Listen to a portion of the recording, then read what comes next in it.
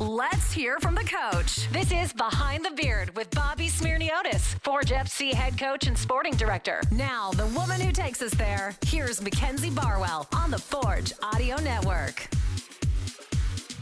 Behind the Beard over coffee. Is that what we're doing? Mm-hmm. I'm holding my coffee? Yeah. Nice.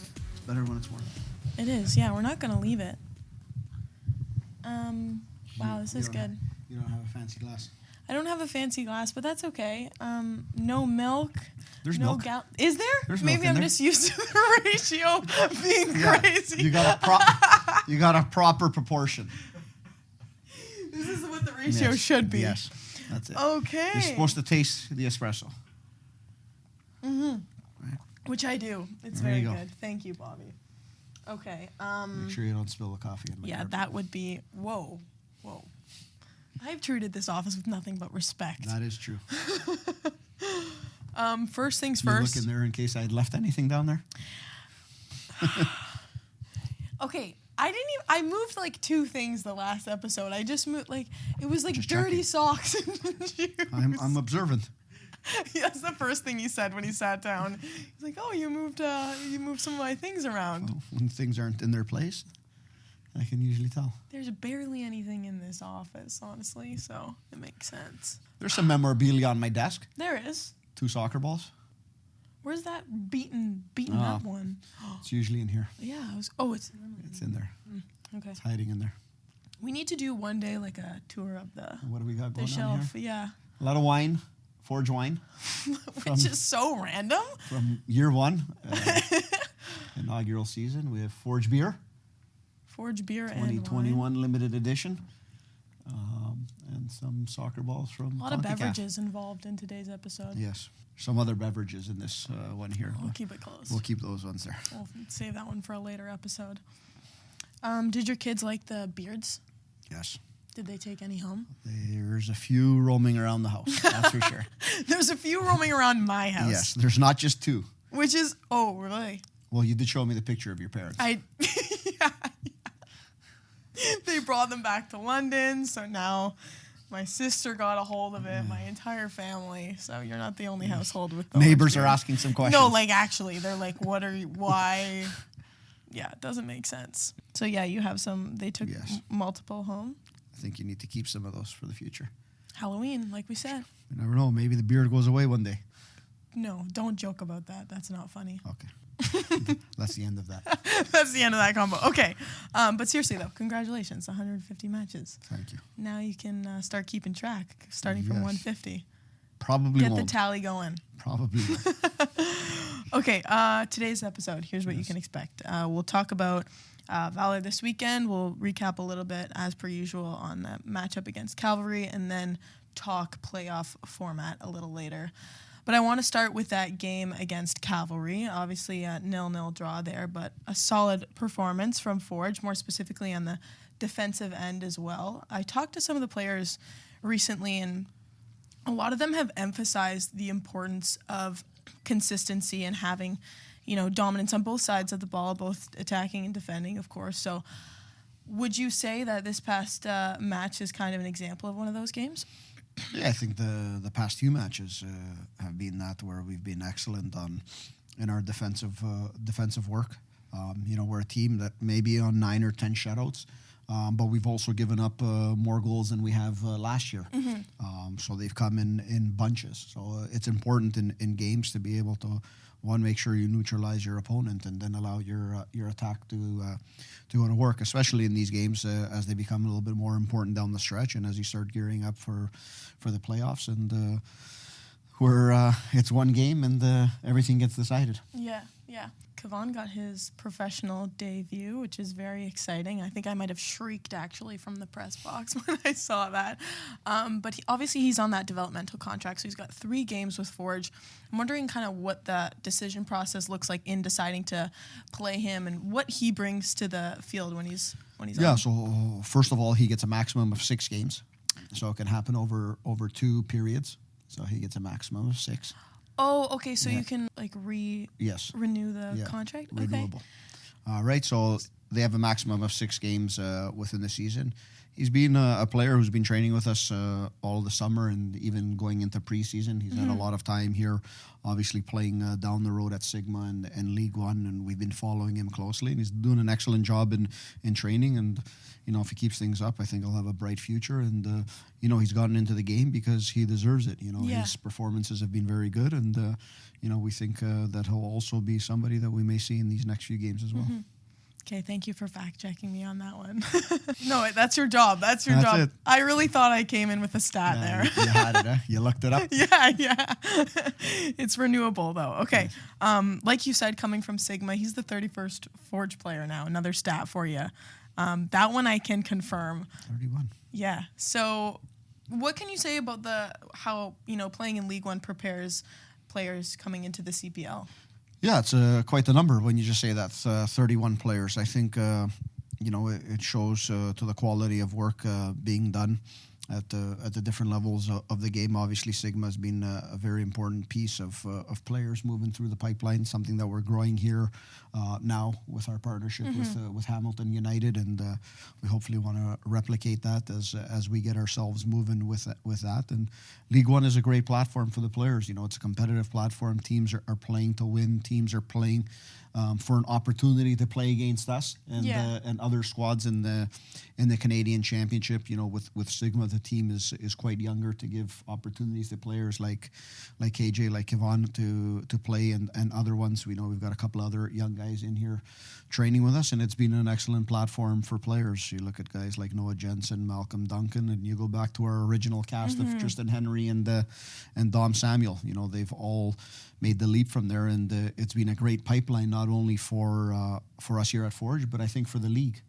If you go across the league, I think most teams have a player that has played in League One Ontario, and right now with the expansion of those leagues throughout the country, I think there's a player from any of those leagues playing for any team, and I think that will only continue. It's a natural pipeline to replenish your roster, go in and find the next gem. We've got this great ability to watch these guys a lot, especially at Sigma, and watch them grow in their development and then make their debuts over here. Yeah, no, you're right. I think each team in the CPL has at least one player that has come from League One. And in talking to KJ this morning too, he said it's kind of been cool to see some of those original Forge players kind of taking the same path and blazing the trail, if you will. Okay, moving on now. I want to go to Valour on Sunday because they're coming off a big win away against York United. So with that in mind, having them kind of come out into the woodwork more recently and show that they're not done yet, they're not out of reach from the playoffs, what do you kind of have to do to stop that momentum from them and be successful? First and foremost, they're a hardworking team. They're not a team that's ever going to give up, and that's one thing that you need to understand about them. They're a well-coached team. They've got a great deal of motivation, and they come out into each and every game, putting their best foot forward. And I don't mean that just from a football. Their energy, I think their energy is great in the games. Games we've played them this year haven't been easy, and we expect the same thing going into Winnipeg this Sunday. It's an important game for them, and it's a very important game for us as we try and solidify a playoff position and the best possible position we can have. So, we got to expect the best version of Valour and the best version of each team we usually play against. And we just need to be able to make sure we match it and go a little bit beyond. We're on a run of form, which is quite interesting right now, with 5 games without a loss, but 1 win within that and 4 ties. Yeah. We obviously have to spin a few of those ties into 3 points as we go down the stretch. Exactly. Now we're going to Winnipeg, right? So anything fun planned in Winnipeg?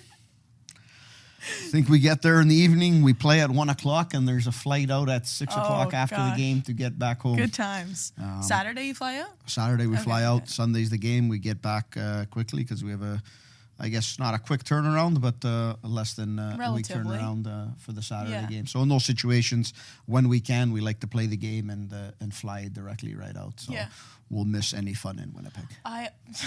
That's fair. I wanted to tell you that I feel like I'm getting better on the match day minus plus system. So what is today? So according to my calculations, today is Wednesday. So, should have been automatic. You brought it up. Wednesday, should have done Thursday, your homework. Friday, Be like, Coach, Saturday. Okay. it's match day. plus. No. Oh, I will say I didn't have this planned in the episode. This was just right off Good thing the you dome. stopped before that word came out. Okay, wait. Because the last game was on Saturday, and it's Wednesday, so it's +3. There's never a +3. That's not a thing. It's only +2. +2 -4. There you go. Actually? Are you being Actually. serious? But how does that make sense? It was on Saturday. Just go with where the game Okay, is now. I'm When's sorry. the game? Sunday. Just go backwards a little bit. Backtrack. It's on Sunday. Sunday. 4. Yeah. Yeah. I know. Totally makes sense, huh? Yeah, I literally had that first try. I just wanted to test your knowledge. There you go. Just to see if you could. We've already finished me. training today. Okay. I'm pretty sure I had it all. You're right. You're right. You're already there. Okay, back to our regularly scheduled Which program. makes tomorrow match day +2 or -3? Mackenzie, it's an easy one. -3. There you go. Yeah. I didn't ask you to do math on my age.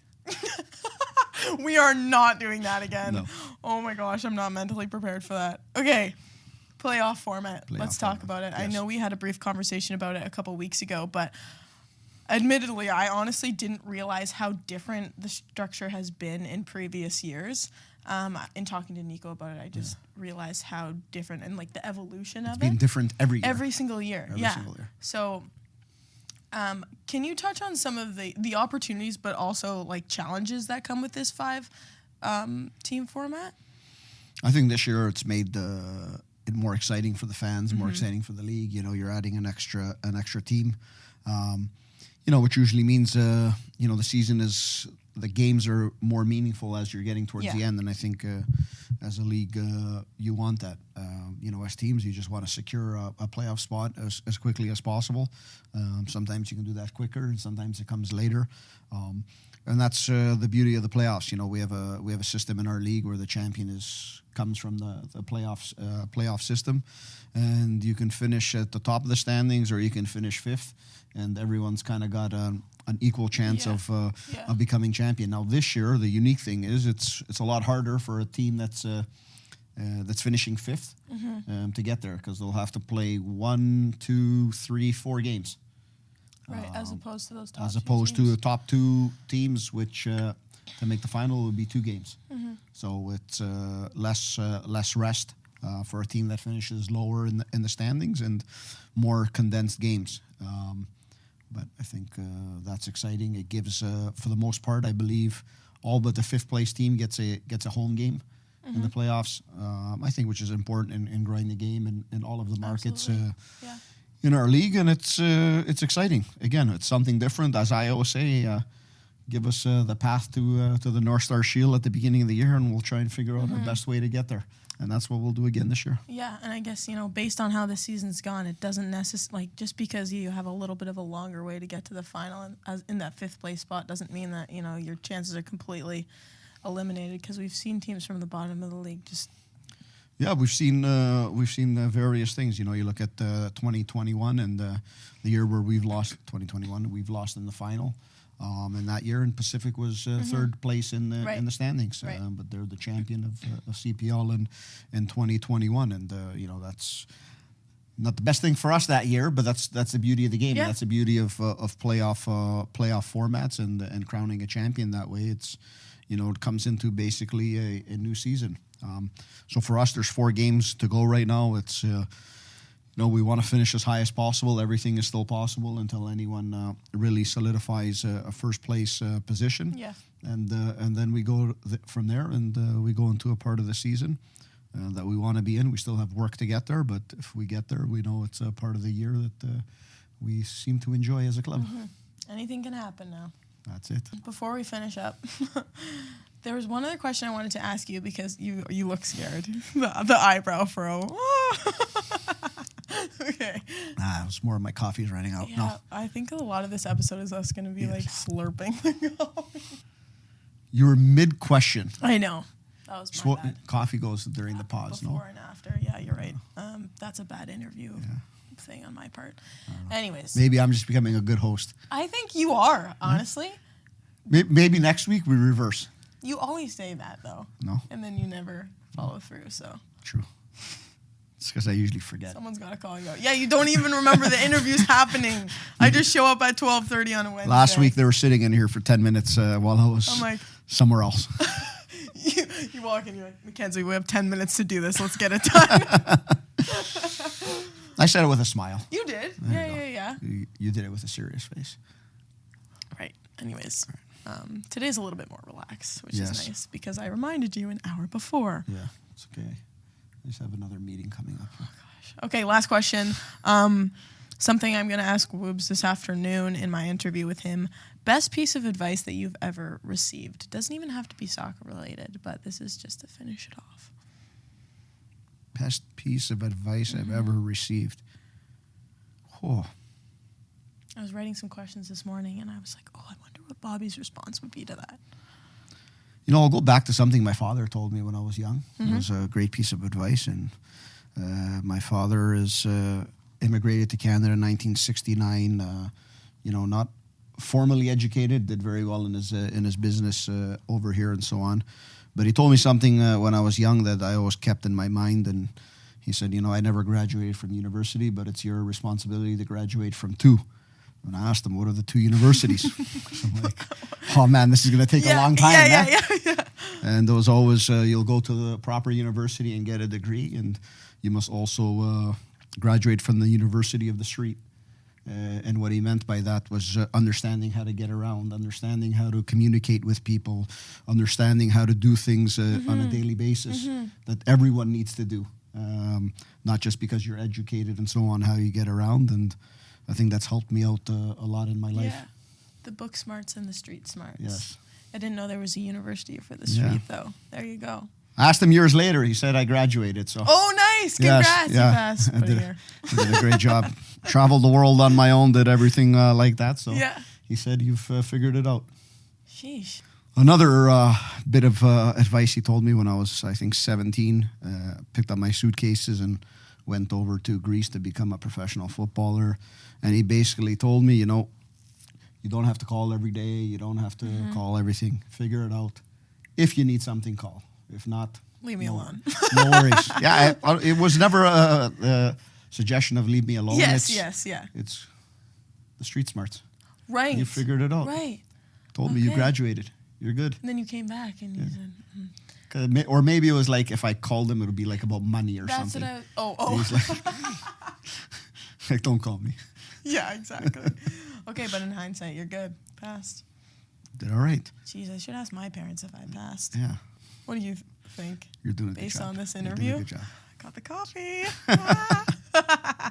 All right. Was it a good one? There. It was really good. There you go. I'm not going to lie. It's making me a bit jittery. I feel like the mic is going to be like this in the interview. We got 10 seconds. We got 10 seconds. What time is it? Does it really matter? No, it doesn't matter. Okay. Thanks for watching, everyone. Next week we're like week 20 or something like that. What is it, 17 today? Yes. How did you know that? Wow, that's actually really good. I have to remind myself every morning. I just took a wild guess. No, you wake up every morning and hope that you get to film Behind the Beard. Yep. Wednesday mornings. Wednesday, you're like, it's time. It was more like it's cold outside. True, it actually is so cold. Yeah. Okay, cut the camera, Corey. It's over. This has been Behind the Beard with Mackenzie Barwell and Bobby Smyrniotis. If you like what you heard, please like, follow, subscribe, comment, and share.